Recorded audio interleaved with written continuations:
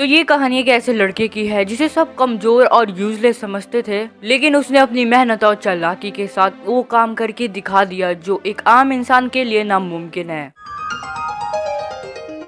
तो कहानी की स्टार्टिंग में हमें दो इमॉर्टल्स को दिखाया जाता है। उनमें से एक इमॉर्टल जिसका नाम ली है, वो बताता है कि उसको आराम करने का समय ही नहीं मिलता। वो बताता है कि उसने किसी से वादा किया था कि जो भी एक स्पेशल अगरबत्ती को जलाएगा उसे वो अपना स्टूडेंट बना लेगा। बट इन 3 सालों में जब भी कोई भी उस अगरबत्ती को जलाता उसे जल्दी बुझा देता, और जब ली वहाँ पहुँचता तो वहाँ पे कोई भी नहीं होता। 3 सालों में 13वीं बार फिर से कोई अगरबत्ती को जलाता है। ली कहता है कि मैं देखता हूँ कि मेरे साथ ये मजाक कौन कर रहा है। और फिर दूसरी तरफ हमें हमारे मेन कैरेक्टर बाई को दिखाया जाता है, जो ये कह रहा होता है कि वो हर बार भाग जाता है लेकिन इस बार वो इसका सामना करेगा। ये रिचुअल इतनी ज्यादा खतरनाक होती है कि बाई के ऊपर आसमान से बिजलियां गिर रही होती है। विलेजर्स बाई के ऊपर कमेंट कर रहे होते हैं। वो बोलते हैं कि ये लड़का कितना बुद्धू है। तभी एक बूढ़ा एल्डर उनको रोकता है और बोलता है कि बाई हमारी फैमिली की तरह है, तो उसे ऐसा मत कहो। और वहीं दूसरी तरफ हमें बाई को दिखाया जाता है जिसे लग रहा होता है कि वो इस बार भी फेल हो गया, लेकिन अचानक उसके सामने ली आ जाता है और बोलता है ये अगरबत्ती कोई मजाक की चीज नहीं है। ली को देखकर बाई झुक जाता है और कहता है कि मैंने आपका 3 सालों से वेट किया। ली पूछता है कि तुम जैसा डरपोक लड़का इस अगरबत्ती को क्यों जला रहा है, जिसपे बाई अपनी इमोशनल कहानी सुनाने लगता है कि उसके माँ बाप नहीं है, उसके बस विलेजर्स ही है, उनको ही वो अपना फैमिली मानता है और विलेजर्स भी उससे इतना प्यार करते हैं कि बोलते हैं कि बाई तुम हमें छोड़कर मत जाओ। बाई की ये सब इमोशनल बातें सुनकर ली सोचता है कि बाई इतना छोटा है और इतनी छोटी उम्र में वो दूसरों की केयर भी करता है। बाई बोलता है कि आप मुझे अपने स्टूडेंट बना लो, मुझे भी इमॉर्टल बनना है और मैं जाने से पहले आखिरी बार विलेजर्स को गुड बाय बोलना चाहता हूँ। और हमें दूसरी तरफ विलेजर्स को दिखाया जाता है जो कि बाई के जाने पे पार्टी बना रहे होते हैं। ली बाई को इमॉर्टल सेक्टर ले जाता है।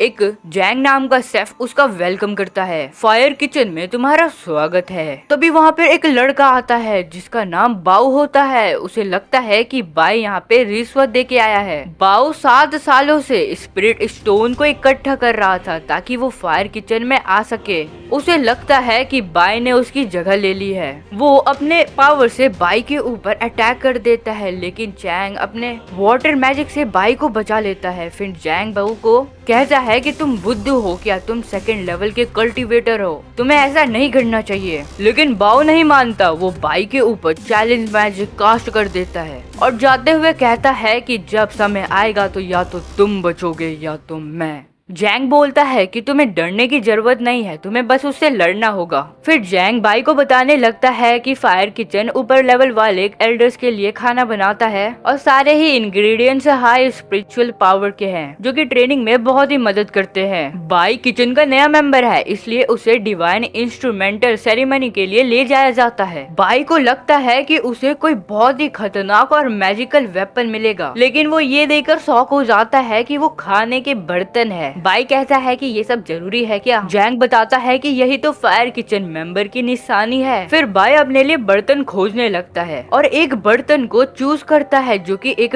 टोटल सेल की तरह दिख रहा होता है, जो देखकर सब हंसने लगते हैं। फिर जैंग बाई को बताता है कि कल्टीवेशन के 10 लेवल होते हैं और तुम जितने लेवल्स को अचीव करोगे तुम उतने टेक्निक्स को मास्टर कर सकोगे। और एक बार कोई कल्टीवेशन के 10th लेवल पे पहुंच जाता है तो फिर वहाँ से फाउंडेशन स्टेब्लिश लेवल तक पहुंचा जा सकता है, लेकिन फायर किचन में लेवल 3 तक ही कल्टीवेट कर सकते हैं। हायर लेवल के लिए आउटर सेक्टर में जाना होगा। फिर हम बाई को देखते हैं जो कि सोच रहा होता है कि उसे ट्रेनिंग करना होगा ताकि वो स्ट्रॉन्ग बन सके और खुद को प्रोटेक्ट कर सके। तभी उसको बाऊ की आवाज आती है बाहर से, लेकिन जब वो इधर उधर देखता है तो वो देख के शॉक हो जाता है, क्योंकि फायर किचन के मेंबर्स ऐसे खाना खा रहे होते हैं जैसे उनका आखिरी दिन हो। फिर हमें बाऊ को दिखाया जाता है जो कि सच में बाई के ऊपर नजर रख रहा होता है और कहता है कि तुम हमेशा तो फायर किचन में ही छुपे नहीं रहोगे, जब तुम निकलोगे तो मैं तुम्हें मार दूंगा। और वहीं हम बाई को देखते हैं जो कहता है कि मैं और नहीं खा सकता, मैं इसके बारे में किसी को नहीं बताऊंगा। लेकिन जैंग उसको बताता है कि ये तुम्हारे बॉडी के लिए अच्छा है क्योंकि ये तुम्हारी बॉडी को प्यूरिफाई करेगा। तभी बाई की बॉडी हीटअप होने लगती है और उसकी बॉडी धीरे धीरे प्यूरिफाई होने लगती है। फिर हमें अगले दिन का सीन दिखाया जाता है। बाई ट्रेनिंग कर रहा होता है लेकिन अब उसकी बॉडी में पेन नहीं हो रहा होता है, वो अपने अंदर स्पिरिचुअल एनर्जी को भी महसूस कर पा रहा होता है। और ऐसे ही बहुत समय बीत जाते हैं और अब वो स्पिरिचुअल एनर्जी को कंट्रोल कर पा रहा होता है। तभी उसको बहुत ही भूख लगने लगती है तो वो अपने राइस को बर्तन में डाल देता है। तभी अचानक वो राइस ग्लो करने लगता है। फिर हम देखते हैं कि फायर किचन के मेंबर से पूछते हैं कि बाई हमने तुम्हें बहुत दिनों से देखा नहीं। बाई कहता है कि वो ट्रेनिंग कर रहा था। जैंग भी इम्प्रेस होता है कि बाई ने कल्टीवेशन के फर्स्ट लेवल को इतनी जल्दी अचीव कर लिया। बाई बताता है कि ये सब ग्लोइंग राइस की वजह से हुआ है, जो सुनकर सब हंसने लगते हैं और बोलते हैं कि ग्लोइंग राइस जैसा कोई चीज नहीं होता और बाई जिस लेवल पे है उस लेवल पे स्पिरिट रिफाइन करना तो उसके लिए इम्पॉसिबल है। फिर एक बंदा बोलता है कि 3 तरह के स्पिरिचुअल रिफाइनिंग होते हैं। पहला जिसमें वेपन को स्पिरिट रिफाइन करके पावरफुल बनाया जाता है, दूसरा जिसमें पोशन और मेडिसिन को रिफाइन किया जाता है और तीसरा और सबसे आखिरी जिसमें लाइफ एनर्जी को आइटम में डाला जाता है और वो ग्लो करने लगता है और जितनी बार तुम उसे रिफाइन करोगे उसकी पावर उतनी बढ़ेगी। फिर रात को बाई सोच रहा होता है कि क्या उसका राइस स्पिरिट रिफाइन हो गया। अगर ऐसा है तो वो काफी लकी है और वो डिसाइड करता है कि वो अपने डिवाइन इंस्ट्रूमेंट के बारे में किसी को नहीं बताएगा। और दूसरी तरफ बाओ काफी गुस्से में होता है और बाहर बाई को बुला रहा होता है। बाई खुद से कहता है कि उसे स्ट्रॉन्ग बनना पड़ेगा ताकि उसे बाओ से छुप के न रहना पड़े और फिर वो एक्सपेरिमेंट से करने लगता है और वो ये देख के हैरान होता है कि उसने अपने स्वॉर्ड को 2 बार स्पिरिट रिफाइन कर दिया है। तभी उसका बर्तन हवा में उड़ने लगता है और उसके अंदर बाई के अंदर से कुछ चीज बर्तन में चली जाती है। तभी बाई देखता है कि उसके कुछ बाल सफेद हो गए हैं। वो समझ जाता है कि उसकी लाइफ कम हो गई है। बाई ने हमेशा से ही सोचता था कि वो लंबी जिंदगी जी सके, लेकिन अब उसका बर्तन ही उसके लिए प्रॉब्लम बन चुका है। वो बर्तन पे ब्लेम करने लगता है। तभी उसको मालूम पड़ता है कि वो बर्तन को जब चाहे एब्जॉर्ब कर सकता है और जब मन करे उसे समन भी कर सकता है। तभी बाहर से जैंग उसको आवाज लगाता है और बाहर बुलाता है। तभी बाई गुस्से में कहता है कि ये सब बाओ की गलती है जिसकी वजह से मैं इतनी हार्ड ट्रेनिंग कर रहा हूँ। इतनी हार्ड ट्रेनिंग के बाद ही मैंने स्पिरिट रिफाइन कर सका। और फिर वो गुस्से में बाओ को ढूंढता है लेकिन उसको बताया जाता है कि बाओ को बहुत दिनों से देखा नहीं गया, शायद वो डर के भाग गया। बाई उदास होकर बैठ जाता है और सोचता है कि उसने अपने लाइफ का कुछ